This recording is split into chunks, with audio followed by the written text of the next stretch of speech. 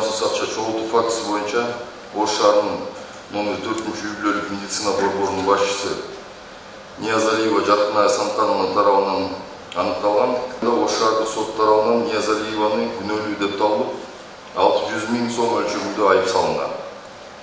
Ошого карабастан соттолгон Ниязалиеваны Ош шаардык үй-бүлөлүк дарыгерлер борборунун жетекчисинин милдетин аткаруучусу Кудайбердиева Батма Рахманбердиевна кайрадан жумушка алууну көздөп, буйрук чыгартканга чейин жетишкен. Биздин ыкчам кийлигишүүбүздүн натыйжасында гана буйруктун аткарылышы токтотулган. Шаардык үй-бүлөлүк дарыгерлер борборунун жетекчисинин милдетин аткаруучусу Батма Рахманбердиевна. Бияктасызбы? Ордуңуздан туруп койсоңуз.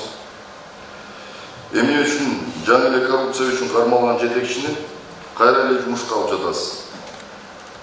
Биздин тийиштүү кызматкерлер менен барып, ушул суроолорго жооп берип коюңуз. Макулбу? Азыр. Сол берейин.